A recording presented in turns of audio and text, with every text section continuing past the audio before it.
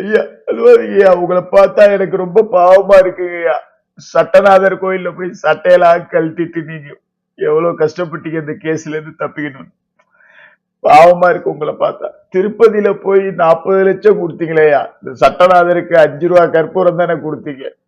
எனக்கு 40 லட்சம் கொடுக்கலன்னு இந்த சட்டநாதர் இப்படி உங்களை சட்டையை ஊக்க வச்சுட்டாரு அப்படின்னு நினைக்கும் போது பாவமா இருக்குங்கய்யா. உங்க ஓனர் அம்மா இருக்காங்களே, ஒட்டகத்துக்கும் கல்யாணம் பண்ணி வைக்கிறாங்க. இந்த விஷயத்துல இருந்து நீங்க தப்பிக்கணும்னா ஈடிக்கிறது ஒரு பெரிய மிருகையா. அப்ப நீங்க 2 டைனோசருக்கு கல்யாணம் பண்ணி வச்சுட்டீங்கன்னு வச்சுக்கீங்களேன், அதை விட பெரிய மிருகத்துக்கு பரிகாரம் பண்ண மாதிரி ஆயிடும். டைனோசர் வேற இல்லையே, இப்ப என்ன பண்றது? கட்சியில இருக்கிற 200 ரூபாய்க்கு பூரா வெறிநாய் மாதிரி இருக்கானுங்க, கடிச்சு வைக்கிறானுங்க. 2 வெறிநாய்க்காவது கல்யாணம் பண்ணி வச்சு அந்த பரிகாரத்தை தீர்த்திருக்கேன். உலக தமிழர்களுக்கு வணக்கம். நான் உங்கள் வெங்கிரத்னம். ஸ்கெட்சு நேருக்கு மட்டும்தான் அப்படின்னு பல பேரும் தப்பு கணக்கு போட்டாங்க. ஆனா ஸ்கெட்சு நேருவுக்கு மட்டும் இல்ல, செந்தில் பாலாஜிக்கு மட்டும் இல்ல, அமைச்சர்களுக்கு மட்டுமல்ல, ஸ்டாலின் வீட்டுக்குள்ளேயே நுழைய போறாங்க. கூடாரத்துல ஒட்டகம் நுழையிற மாதிரி நுழைய போறாங்க. நுழைய விட்டுட்டாங்க. ஆட்சி அதிகாரம் இருக்குன்னு ஆட்டாமா ஆடிட்டு நீ ஒட்டகத்துக்கு கல்யாணம் பண்ணி வைக்கிறது, சத்ரு சம்ஹார யாகம் நடத்துறது, இப்படி எல்லாம் நடத்தினா விட்டுருவோமா என்ன? கர்மா அப்படிங்கிற ஒண்ணு இருக்குல்ல, இன்னைக்கு வச்சு செய்ய போகுது. என்னன்னா, ஒரு 10 நாளைக்கு முன்னாடி கேரள மாநிலம் இடுக்கி மாவட்டம் சேத்துக்குழி அப்படிங்கிற ஒரு கிராமத்துல ரைடு அப்படிங்கிறது நடத்தப்பட்டுச்சு. அங்க ஒரு சாதாரண ரைடு அப்படின்னு தான் எல்லாரும் பார்த்தாங்க.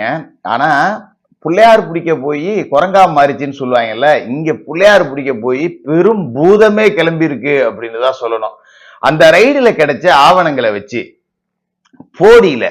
போடி நகர திமுக தலைவி, நகராட்சி தலைவி ராஜராஜேஸ்வரி, அவரோட கணவர் கவுன்சிலர் சங்கர், சாதாரண கவுன்சிலர், எவ்வளவு சேர்த்திருப்பான்னு நினைக்கிறீங்க?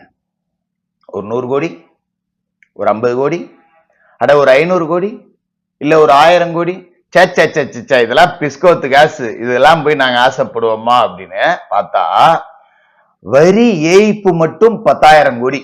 அப்ப எவ்வளவு சம்பாதிச்சிருப்பாங்கன்னு பாத்துங்க. வரி ஏய்க்கிறது, சம்பாதிச்ச பணத்துக்கு வரி கட்டாம விட்டுறதுக்கு பேர் தான் வரி ஏய்ப்பு. வரி ஏய்ப்பே 10,000 கோடி அப்படின்னா இவங்க இப்ப 1 லட்சம் கோடிக்கு மேல சம்பாதிச்சிருப்பாங்க அப்படின்னு தானே நம்மளால எடுத்துக்க முடியுது. சாதாரண ஒரு கவுன்சிலர்கிட்ட ஏது இவ்வளவு பெரிய பணம்? சாதாரண ஒரு நகராட்சி தலைவிட்ட ஏது இவ்வளவு பணம்? எல்லா ஆவணங்களும் சிறப்பான முறையில் எடுக்கப்பட்டது. சிறப்பான தரமான சம்பவங்கள் எல்லாமே இதுக்கு மேல நடக்கும். சோ என்ன நடந்துச்சு போடியில அப்படின்னா, போடியில ஒரு ஏலக்காய் வியாபாரி, அதாவது இந்த சங்கர் அப்படிங்கிற திமுக கவுன்சிலர், அவங்க மனைவி தான் ராஜராஜேஸ்வரி, போட்டோல பாத்துக்கலாம் நீங்க. இந்த புகைப்படத்துல இருக்கக்கூடிய இவங்க வீட்டுலதான், அலுவலகத்துலதான் ரைடு அப்படிங்கிறது நடக்குது. வருமான வரித்துறை நோட்டீஸ் கொடுத்துருச்சு. அது மாதிரி இந்த வரி சம்பந்தப்பட்ட எல்லா டிபார்ட்மெண்ட் ஈடி எல்லாமே சேர்ந்து உள்ள வந்துருச்சு. பட் ஆனா இவங்க ஆஜராகல. சரி, இவங்க ஆஜராகல அப்படின்னு சொல்லிட்டு 25 கார்ல 50க்கும் மேற்பட்ட அதிகாரிகள், மிகப்பெரிய ரைடு, எந்த மீடியாவும் பெருசா இதை பப்ளிஷ் பண்ணல, 4 நாளா ரைடு நடத்தியிருக்காங்க. ஏலக்காய் எஸ்டேட்டை பூட்டிட்டு இந்த ஃபேமிலி எல்லாம் எஸ்கேப் ஆயிடுச்சு. எல்லாரும் ஓட்டாங்க, டோட்டல் ஃபேமிலியும் ஓடிடுச்சு. விட்டுருவாங்களா என்ன? முதலைகிட்ட மோதிட்டு முக்காடா போடுற நீனு அப்படின்னு சொல்லிட்டு உள்ள நுழைஞ்சிட்டாங்க. நுழைஞ்சு 4 நாள் ரைடு. உள்ள போன அதிகாரிகளுக்கு தூக்கி வாரி போட்டுருச்சு, உதறல் எடுத்துருச்சு. என்னடா பண்ணி வச்சிருக்கீங்க இது அப்படிங்கிற அளவுக்கு. வரி ஏய்ப்பு மட்டும் 10,000 கோடி. என்ன தொழில் தான் அப்படி இவர் பண்ணாரு அப்படின்னு பாத்தீங்கன்னா, ஏலக்காய் வியாபாரம். ஏலக்காய கேரளாவில இருந்து வாங்கிட்டு வர்றது, வாங்கிட்டு வந்து குடோன்ல போடியிலே வச்சிருந்துட்டு அங்கேருந்து சென்னைக்கு அனுப்பி, சென்னையில இருந்து பிற மாநிலங்கள் எல்லாத்துக்கும் சப்ளை பண்றது, சில வெளிநாடுகளுக்கும் எக்ஸ்போர்ட் அப்படிங்கறதும் பண்ணிருக்காரு. இதுலயே அவ்வளவு வருமானம் வந்துட போகுது. ஏன்னா ஏலக்காய் திங்க போறான் ஒருத்தன், மிஞ்சி போனா வாரத்துக்கு ஒரு ஏலக்காய் தான் ஒருத்தனால கன்சியூம் பண்ண முடியும். ஒரு பொங்கல்லையோ, ஒரு கேசரியிலயோ, இல்ல ஒரு பிரியாணிலயோ போட்டு. இதுலயே இவ்வளவா அப்படின்னு சொல்லிட்டு ஆச்சரியம். இத வந்து புடிச்சிருவாங்க. வரி ஏய்ப்பு அப்படிங்கிறது பெரிய இஷ்யூ கிடையாது. அவன் நான் தொழில் பண்ணேன், போனேன், வந்தேன் அப்படின்னு சொல்லிட்டு சப்பக்கட்டு கட்டிடுவாங்க. பட் ஆனா இங்க கிடைச்ச ஆதாரங்கள் எல்லாம் பாத்தீங்கன்னா விஸ்வரூபமா இருக்கு. திமுகவோட பல மாவட்ட செயலாளர்களுக்கு, பல அமைச்சர்களுக்கு, குறிப்பா திராவிட மாடல் ஆட்சி நடத்தும் அப்பாவின் அருமை மகள் செந்தாமரையின் கணவரான மாப்பிள்ளை சார் என அன்போடு அழைக்கப்படும் சபரீசன் உள்ளிட்டவர்கள் எல்லாருக்கும் ஏகப்பட்ட எஸ்டேட்டுகளை வாங்கி கொடுத்திருக்காங்க. இப்ப கேரளாவில இருந்து இவர் ஏலக்காய் பர்ச்சேஸ் பண்ணார்ல, அந்த கேரளாவில் இருக்கக்கூடிய ஒரிஜினல் ஏலக்காய் எஸ்டேட் எல்லாமே இவர் வாங்கி கொடுத்த திமுக பிரமுகர்களோடது, அவர்களோட பினாமியோடது அப்படிங்கிறதையும் அடுத்து தோண்ட தோண்ட தோண்ட தோண்ட வந்துகிட்டே இருக்கு. சத்தியமா எனக்கு தெரியல, எதுக்குடா உங்களுக்கு இவ்வளவு பணம்? எதுக்கு இவ்வளவு பணம்? இவ்வளவு பணம், சத்தியமா இவ்வளவு பணத்தை வச்சு ஒண்ணுமே பண்ணவே முடியாது. எப்படி செலவு பண்ணுவ? இவ்வளவு பணம் வச்சிருக்க, 15 இட்லி தின்றுவே நீனு, 4க்கு மேல திங்க முடியுமா உனக்கு? இதுல கம்யூனிசம் பேசுவானுங்க பாரு, நீ 4 இட்லிக்கு மேல திங்கிற, 5வது இட்லி இன்னொருத்தனோடதுன்னு.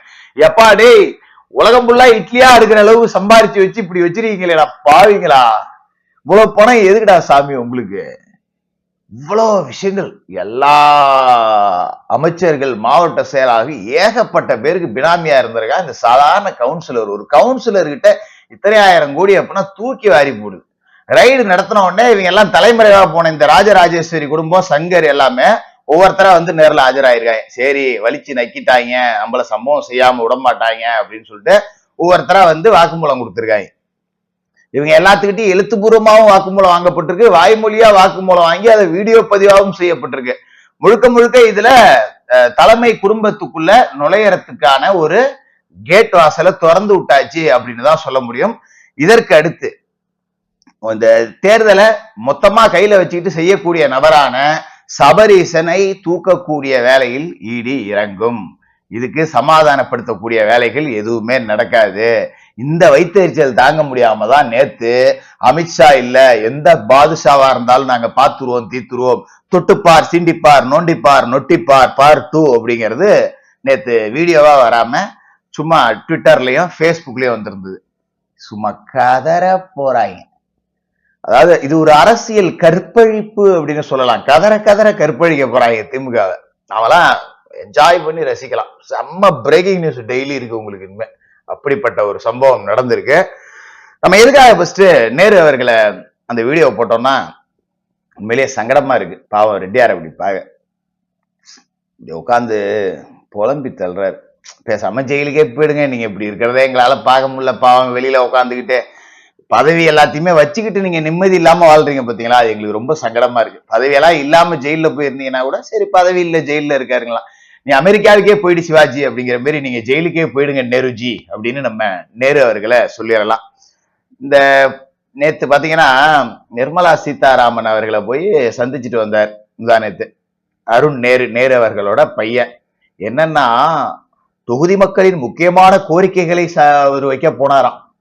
இதுல கேவலத்தோட உச்சம் என்னன்னா, அவரோட ஐடியை போய் திறந்து பார்த்தோம்னா நிர்மலா சீதாராமன் அவர்கள்ட்ட இப்படி உட்கார்ந்துருக்க போட்டோ இருக்கு. ஆனா ஐடியில மேல தமிழ்நாட்டை தலைகுனிய விடமாட்டேன். அங்க என்னையா போய் தலை குனிஞ்சிருக்க? இங்க வந்தா ஊர்கா மாமிங்கிற, அங்க என்ன ஊர்கா வாங்க போனீங்களா சுவாமி? சொல்லுங்க அருண் நேரு அவர்களே, ஊர்கா வாங்கவா போனீங்க? நீங்க உங்களையே உப்பு கண்டம் போட்டு ஊர்கா போட போறாங்க வச்சு அப்படிங்கிறது தெரியாம பண்ணிட்டீங்க. ஊர்கா மாமி சூப்பரா ஊர்கா போட போறாங்க உங்களை, அதுதான் நடக்க போகுது. இப்ப என்ன விஷயம் அப்படின்னா, நேற்று திடீர்னு பாத்தீங்கன்னா தமிழ்நாட்டு பொறுப்பு டிஜிபி மாத்தப்பட்டிருக்கார். திரு வெங்கட்ராமன் அவர்களுக்கு உடல் நல குறைவு, அதனால ஊழல் தடுப்பு பிரிவு டிஜிபியா இருந்த திரு அபய்குமார் சிங் அவர்கள் தமிழக பொறுப்பு டிஐஜியாக தற்காலிக பொறுப்புக்கு நியமிக்கப்பட்டிருக்கார். இது எப்படி சொல்றது, வட்டிக்கு வட்டி போட்டதான். அவர் வெங்கட்ராமன் அவர்களே பொறுப்பு டிஜிபி தான். இப்ப அவரை எடுத்துட்டு அவரோட பொறுப்புக்கு இன்னொரு தற்காலிகமா, ஒரு தற்காலிகத்துக்கு இன்னொரு தற்காலிகம். எப்படின்னா ஒரு சாவி கொடுக்கிற பொம்மையா வெங்கட்ராமன் அவர்கள் இருந்தார். இப்ப அபய்குமார் சிங் அவர்கள் சாவியே கொடுக்க முடியாத பொம்மையா தான் இருக்கணும். அதுதான் பொறுப்புக்கு பொறுப்பு அப்படிங்கறத நம்மளால எடுத்துக்க முடியும். எதுக்கு இது மாத்தப்பட்டுச்சு அப்படின்னா, நீங்க நல்லா விளங்கிக்கணும். என்ன அண்ணன் மாதிரி பேசுறேன்னு பாக்குறீங்களா, அது ஏதோ குறுக்கால வந்துருச்சு. என்னன்னா இடி டிஜிபிக்கு கடிதம் எழுதியிருந்தது. என்ன எழுதியிருந்தது? நேரு மேல எஃப்ஐஆர் போடணும்னு முதல் கடிதம்.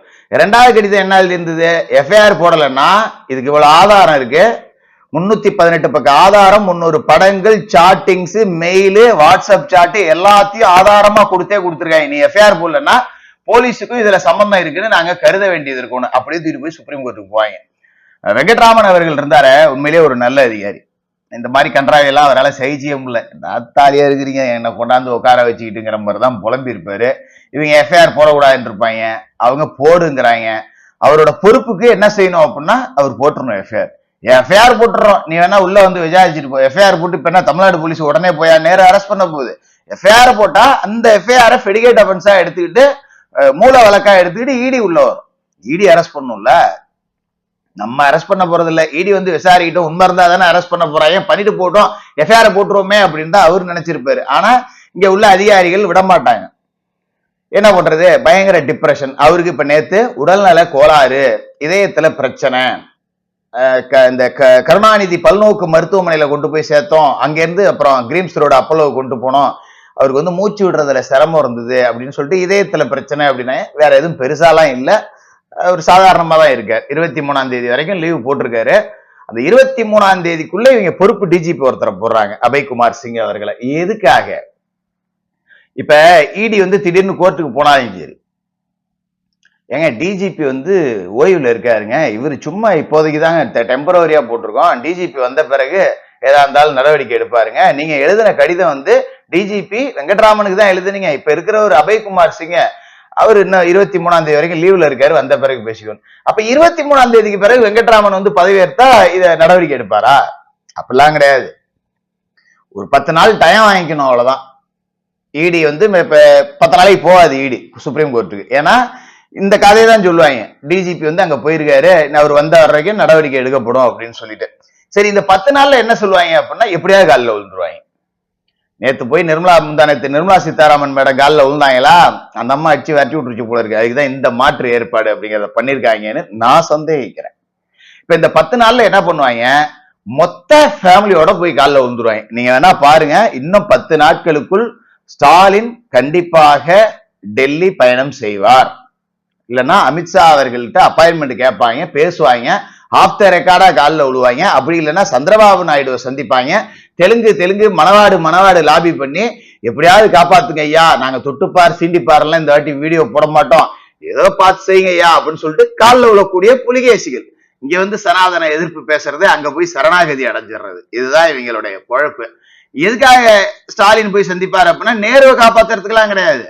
இந்த நேருவை காப்பாத்துறதா சொல்லி 10 நாள் டைம் வாங்கியாச்சுல்ல, எப்படியும் 10 நாள் டைம் வாங்கின கணக்கு தான் இது இந்த டிஜிபி அவர்கள் மாற்றம் அப்படிங்கிறது. இந்த 10 நாள் கேப்ல மருமகனை காப்பாத்துறதே போய் காலில் தான் விழுந்தாகணும், வேற வழி கிடையாது. ஏன்னா இந்த கூட்டம் அப்படிப்பட்ட கேவலமான கூட்டம், வரலாறு இருக்கு. ஈழத்துல அத்தனை பேர் செத்து தொலைஞ்சிட்டு இருக்கா, அத்தனை பேரை கொண்டு குவிச்சிட்டு இருக்கா. இங்க உட்காந்து சக்கரனா இருக்காளியில நீங்க வந்து மாநாட மயிலாட பாத்துக்கிட்டு இருந்தீங்க. கனிமொழியை பிடிச்சி ஒரு நாள் உள்ள வச்சோன்னு, என் அன்பு மகள் அந்த இருட்டறையில் அந்த கொசுக்கடியில் அதெல்லாம் திருடுறதுக்கு முன்னாடி வச்சிருக்கணும்லாப்பா அப்படின்னு தானே நம்ம நினைக்க வேண்டியது இருக்கு. கனிமொழிக்கு ஒரு பிரச்சனைன்னா இங்க இருந்து சக்கரனா இருக்காளியில டிஸ்க் பிரேக் எல்லாம் வச்சுக்கிட்டு பறக்குறீங்க. அங்க அத்தனை லட்சம் பேர் செத்தான, அப்ப எங்க போச்சு உங்க பாசம்? யார ஆட்டம் எல்லாத்துக்கும் முடிவு கட்ட போகுது. தினம் பிரேக்கிங் நியூஸ் தான். இன்று முதல் திமுகவுக்கு கெட்ட நேரம் ஆரம்பம், ஸ்டாலினுக்கு கெட்ட நேரம் ஆரம்பம். திமுகவின் கடைசி முதல்வர் ஸ்டாலின் தான். அந்த கட்சி இருக்க கூடாது, அந்த குடும்பமும் நாசமா போகணும்னு மனசார சொல்லிக்கிட்டு தொடர்ந்து பேசுவோம்.